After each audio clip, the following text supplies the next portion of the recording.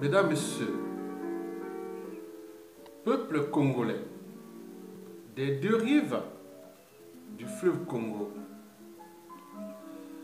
la crise du lac Tchad vous concerne.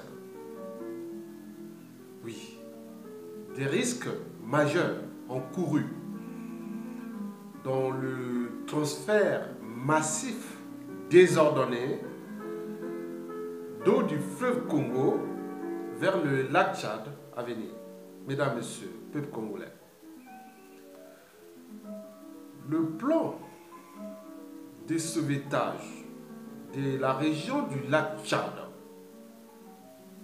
confronté à la pire sécheresse et à l'insécurité, aura des effets incalculables sur l'avenir de la République démocratique du Congo et du Congo-Brazzaville. Évalué à près de 10 milliards de dollars américains, le projet discuté du 26 au 28 février 2018 à Abuja, au Nigeria, dans le cadre d'une conférence internationale et réunissant des hommes politiques, experts, scientifiques et investisseurs du monde entier, vise à restaurer le lac Tchad qui a perdu 90% de sa superficie en l'espace de 40 ans.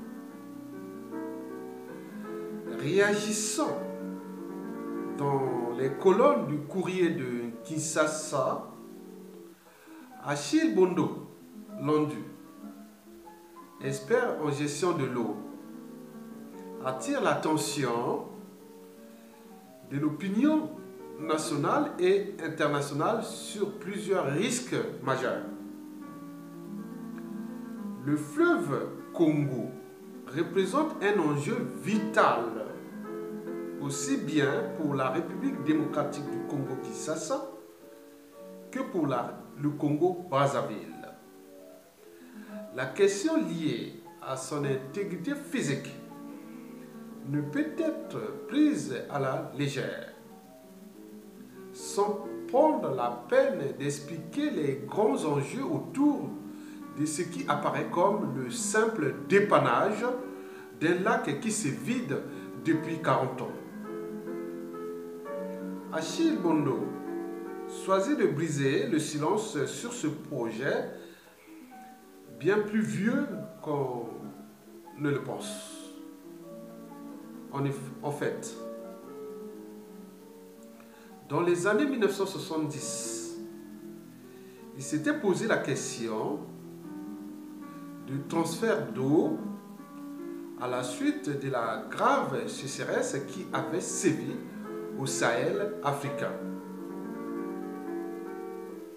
À cette époque, la superficie du lac Tchad était passée de 22 000 à 8 000 km²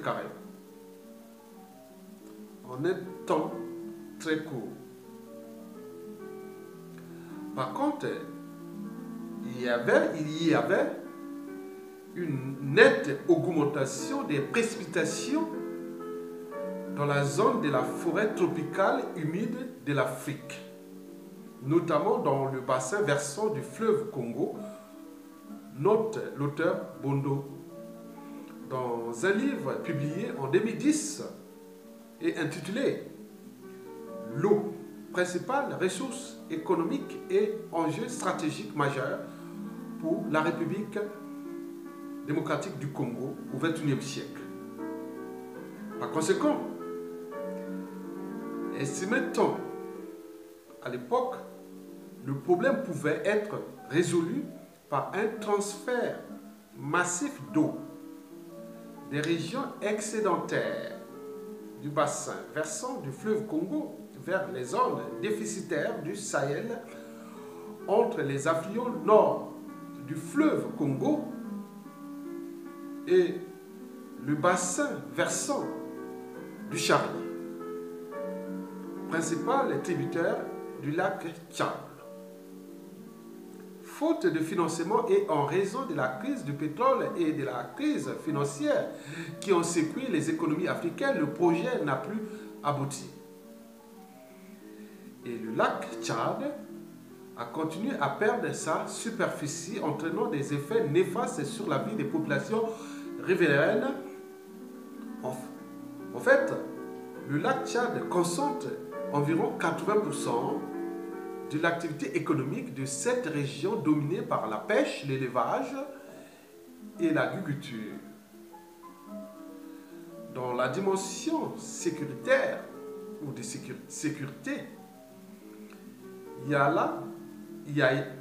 a le développement des populations, le déplacement des populations vers les zones mieux adaptées et l'apparition du groupe armé Boko Haram, qui écume cette partie de l'Afrique.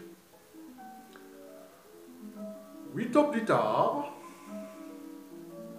Achille Bondo a bien posé un problème qui semble occuper de nouveau le devant de l'actualité. Il ne peut être autrement, martèle l'auteur de documents des stratégies pour la transformation des ressources naturelles de la République démocratique du Congo en richesse économique. Janvier 2018. Car le fleuve est le principal levier pour le développement à long terme de la République démocratique du Congo. C'est également la première raison majeure de ne pas mettre en exécution un tel projet sans voir pu mesurer les conséquences possibles. Grâce au fleuve et à son débit régulier, des projets comme Inga peuvent continuer à exister. Il est possible d'envisager l'implantation des nouvelles centrales hydrauliques, d'irriguer les cultures et de développer les investissements productifs. Le fleuve, c'est aussi les échanges commerciaux internes et la desserte des provinces intérieures. Mais quels sont les autres risques majeurs décelés par l'auteur? Les préoccupations concernent les conséquences écologiques de ces transferts massifs. L'impact environnemental ne peut être minimisé. Ponction des volumes importants d'eau, déstabilisation des écosystèmes qui dépendent des cours d'eau donateurs, assèchement des cours d'eau donateurs et destruction de leur écosystème, disparition de certaines activités économiques, baisse des débits et perturbations du transport fluvial, de la production hydroélectrique, sans oublier les dommages sur l'environnement et le déplacement des populations. Face aux différents risques dénombrés, écologie, débit du fleuve, conséquences cumulées des prélèvements, changements climatiques, etc., Achille Bondo estime les préoccupations suffisamment légitimes pour mobiliser les experts congolais. Il explique par exemple que le pays ne dispose pas de connaissances suffisantes sur le volume global de l'eau du fleuve Congo. Cela représente déjà un vrai problème.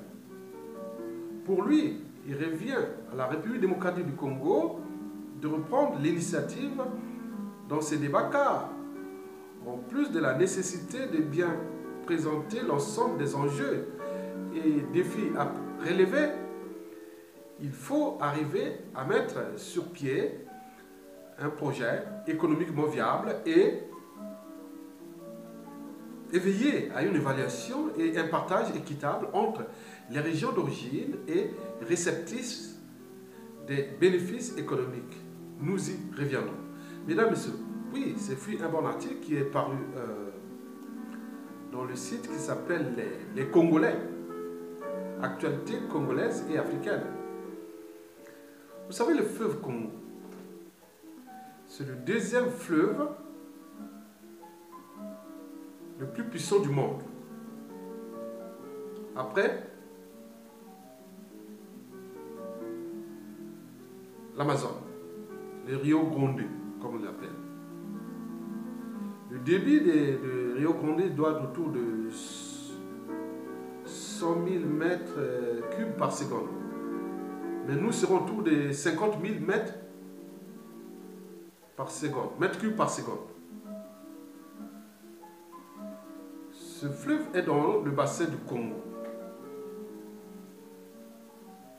La moyenne de la largeur du fleuve varie selon les endroits. Par exemple, il y a des endroits où il est large de seulement de 500 mètres.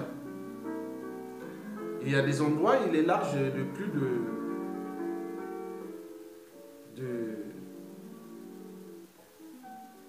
de 5 km.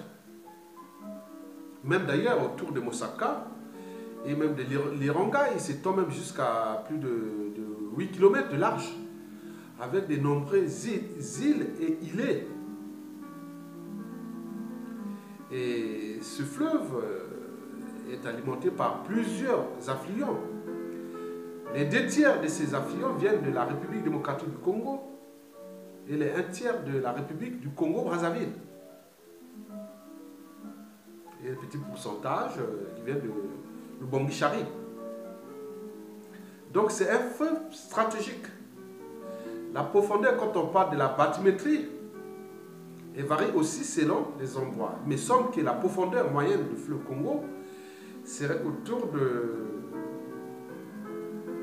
80 mètres, à peu près. Mais il arrive avec l'ensablement, il arrive qu'il y a des endroits où on ne peut plus passer facilement. C'est trop vaste, mais il y a le sablement, il cesse d'augmenter. Donc, prélever l'eau encore dans ce fleuve, il faut voir que déjà, les problèmes de changement climatique sont visibles dans ce bassin du Congo. Déjà, prélever l'eau, là, ça risque de perturber déjà les écosystèmes hydriques, comme les poissons, la pêche et autres. Parce qu'on ne sait pas, comme l'a bien dit, on n'a pas d'experts à ça. Donc il y a un problème. Le problème est stratégique. Et d'ailleurs, un Congolais de la résistance, le Congolais de Brazzaville, je pense que ce dossier le concerne surtout Monsieur Bernard Pongui. Il a fait plusieurs vidéos sur cette problématique de transfert d'eau du fleuve Congo vers le lac Tchad. C'est un Congolais de Brazzaville. Il a fait plusieurs vidéos sur ce problème. Ce Congolais vit au Canada, dans la province de l'Ontario, c'est-à-dire à Toronto. Moi, je suis un biologiste, mais aussi naturaliste. Cela veut dire que j'ai eu une maîtrise de sciences naturelles, biologie, géologie. J'ai aussi un diplôme d'environnement, développement durable, cycle de vie, énergie, matière. Toutes ces problématiques d'écologie. Étant donné que les régimes politiques règnent en maître, la matière grise est exilée à l'extérieur et on ne sait pas dans les conditions opaques qui sont allés discuter de ces projets. On parle des experts scientifiques. Mais quel expert scientifique est congolais, que ce soit des Brazzaville ou des Kinshasa pendant la dictature de Sassou et d'Nguesso et de Kabila? Je ne pense pas qu'il soit crédible. Mesdames, Messieurs, vous savez que face à des problématiques de cycle de vie, énergie-matière, d'écosystèmes qui peuvent être perturbés. Et n'oublions pas la perturbation de toute la dynamique culturelle qui vivent de l'eau. Le bassin du Congo, c'est combien? C'est 5 millions de kilomètres carrés à peu près. Il y a le bois, il y a les forêts, il y a le fleuve Congo bien sûr, mais il doit y avoir plus d'une centaine d'affluents, des rivières énormes. Mais tout cela reste perturbé. Moi je pense que nous avions là un problème où des problématiques qui touchent les cycles de vie énergie-matière d'un écosystème qui s'appelle le bassin du Congo, avec ses impacts si on perturbe l'eau. L'eau c'est la vie, oui bien sûr. L'eau c'est le bassin du Congo. C'est d'ailleurs le bassin du Congo qui est le premier réseau hydrographique du continent, avec le fleuve Congo, le deuxième du monde. Moi je pense que nous devons prendre des règles simples, parce que suite à des problématiques aussi stratégiques, économiques aussi, oui, écologiques, économiques et aussi culturelles. Moi je vous dis culturelles. Pourquoi culturelles? Parce qu'il y a toute une culture de la pêche, il y a une culture de la forêt, de l'eau et autres dans ce bassin. Cela risque de perturber. Je pense qu'il faut aller dans un... Il y a un principe simple qu'on appelle le principe de précaution. Oui, à l'état actuel de l'environnement politique, liberticide et antidémocratique qui sévit au Congo-Brazzaville comme au Congo-Kinshasa, eh bien oui, nous ne pourrons prendre aucun risque de valider ce projet. Nous devons d'abord rendre ce principe de précaution viable. Il faut alerter dans le sens du principe de précaution. Parce que ces régimes politiques sont opaques. Ils sont antidémocratiques. Donc, l'enjeu pour aboutir peut-être ce projet un jour, il faut d'abord les changements de régime politique plus démocratique, où la population pourra avoir sa part pour avoir son avis. On pourra même faire des enquêtes publiques dans des populations qui vivent dans ce bassin ou qui auront des problèmes si le projet venait à se réaliser. Donc plus de régimes démocratiques avec la participation, maintenant il faut mettre la participation des citoyens ou des populations riveraines. Il faudra mettre après les outils d'aide à la décision. La décision d'abord scientifique, environnementale, économique et puis politique. Oui, il faudra mettre ces outils. Est-ce que nous connaissions, nous, le volume d'eau qu'il faut prélever sans avoir des impacts sur l'ensemble du bassin? Non, il faut des études, c'est des années. Nous avons une période qui s'appelle la période des pluies, des saisons des pluies. Il se passe entre septembre-octobre, jusqu'au moins décembre, janvier. C'est là où le fleuve déborde, toutes les affluents débordent. Est-ce que c'est pendant cette période il faut faire des études pendant une heure et voir le volume net que quand on prélève, il peut avoir des impacts sur l'ensemble du bassin. Donc il y a des études scientifiques, universitaires, des sciences de l'environnement, et tout le monde au niveau local, oui, local c'est-à-dire des Congo, oui, des études coordonnées avec des impacts. N'oublions pas que cette décision ne peut pas faire comme ça parce que cette zone est déjà politiquement instable due à ses richesses, parce que c'est une région riche où il y a la plupart des régimes sont des dictatures antisociales et criminogènes. Donc il risque de déstabilisation. Vous allez faire un projet avec, mais en prenant l'eau au Centrafrique, au Congo-Brazzaville ou en République démocratique du Congo, à quel niveau? Et n'oublions pas que la Centrafrique est perturbée, est toujours perturbée par les deux Congos. Et donc, vous voyez déjà, donc il faut une stabilité politique d'abord au niveau de la sous-région qui touche les deux Congos Kinshasa et Brazzaville, la République centrafricaine, le Tchad, le Cameroun, le Gabon aussi.